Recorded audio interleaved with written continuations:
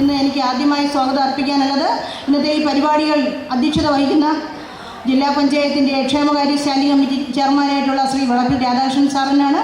സാറിനെ ഏറെ സ്നേഹാദരവോടുകൂടി സാമൂഹ്യനീതി വകുപ്പിനും ജില്ലാ പഞ്ചായത്തിനും നിങ്ങൾ ഓരോരുത്തർക്കും വേണ്ടി സ്വാഗതം അർപ്പിക്കുന്നു. നമ്മുടെ ഈ പരിപാടിയുടെ എല്ലാം ആസൂത്രണം സാറാണ്. നമ്മുടെ ക്ഷേമകാര്യ സ്റ്റാൻഡിംഗ് കമ്മിറ്റി എന്താണെന്ന് ഉള്ളത് ഒരു മാതൃകയായി നമുക്കെല്ലാവർക്കും പ്രചോദനമായിട്ടുള്ള വളപ്പിൽ രാധാകൃഷ്ണൻ സാറിനെ നിങ്ങൾ ഓരോരുത്തർക്കും വേണ്ടി സ്വാഗതം ചെയ്യുന്നു. മുമ്പോട്ട് വളരെയധികം സാറിൻ്റെ MLA ഫണ്ടിൽ നിന്ന് 2 കോടി രൂപയാണ് ഇതിനു വേണ്ടി മാറ്റിവെച്ചിട്ടുള്ളത്. മാത്രമല്ല നമ്മുടെ കേരളത്തിലുള്ള തിരുവനന്തപുരം ജില്ലയിലുള്ള എല്ലാ പഞ്ചായത്തിൽ നിങ്ങൾ ഓരോരുത്തർക്കും വേണ്ടി ആദ്യമായി സ്വാഗതം ചെയ്യുന്നു.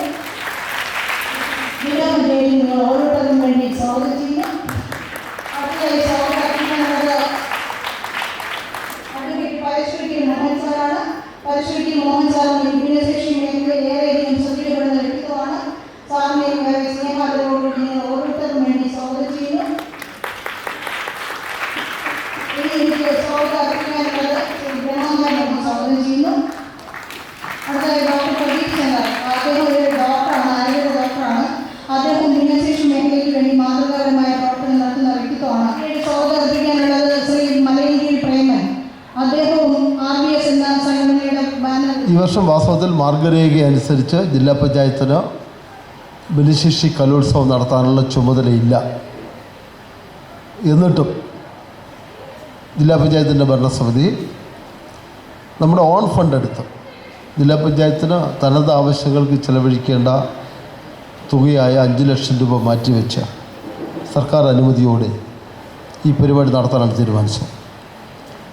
ഇന്ന് ഇവിടെ ആർട്സ് കോമ്പറ്റീഷൻസ് മാത്രമായിട്ടാണ് നമ്മൾ ചുരുക്കിയിട്ടുള്ളത്.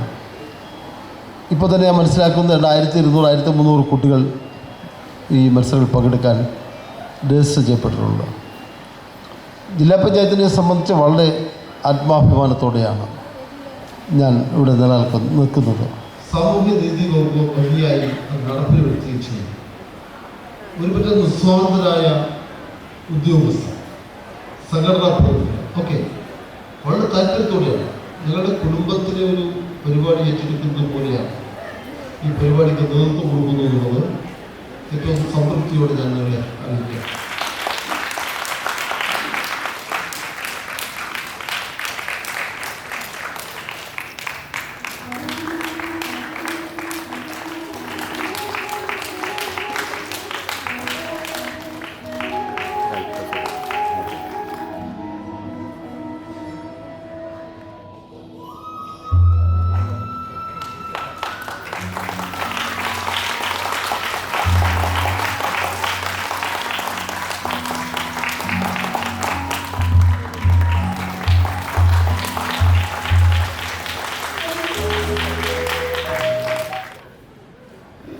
എല്ലാവർക്കും ജന്മസിദ്ധമായ ചില ശേഷികളുണ്ട്, പരിമിതികളുണ്ടെങ്കിലും ആ പരിമിതികൾക്കപ്പുറം ഏതാണ് വിഭിന്നമായ ആ ശേഷി എന്ന് കണ്ടെത്തുക അവരുടെ ജീവിതത്തിൽ താങ്ങാവുക, തണലാവുക.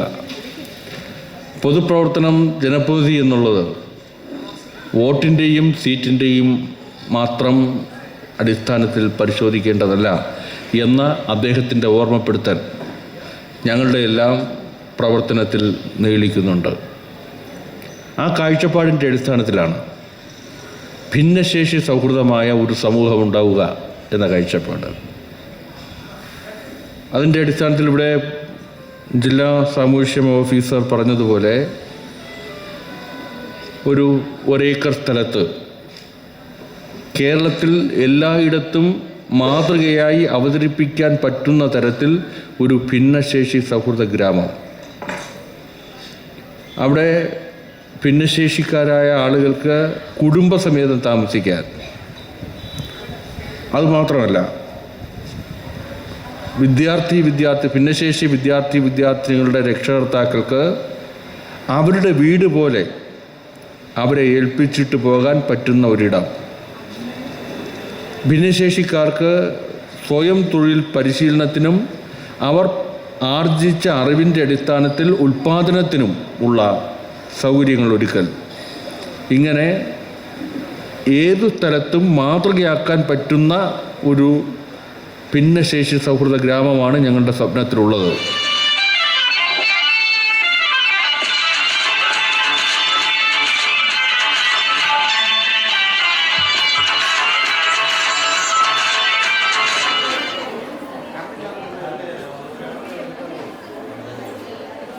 സബ് ജൂനിയർ വിഭാഗം ഫാൻസി ഡ്രസ് മത്സരത്തിൽ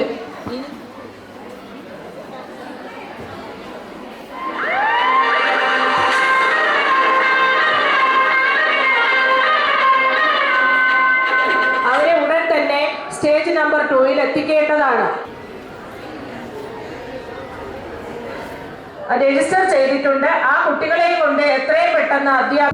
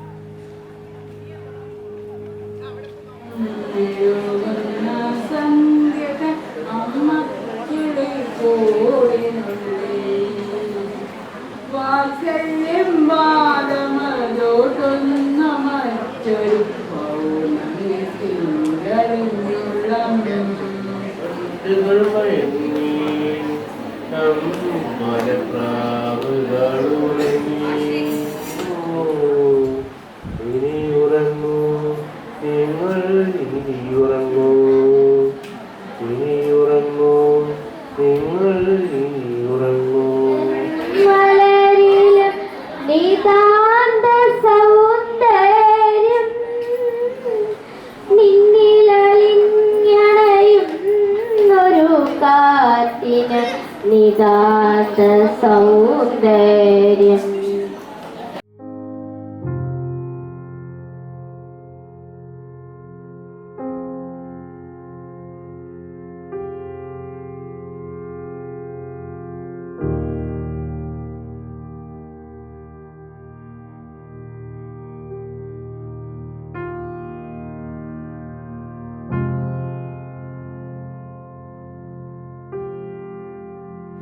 യമഹ ബൈക്ക് 1 ശതം.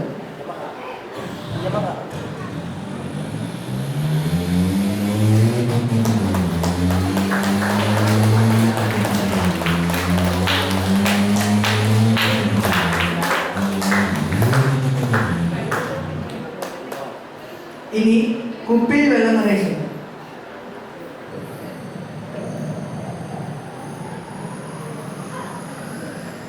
ഇനി നാദസ്വരത്തിന്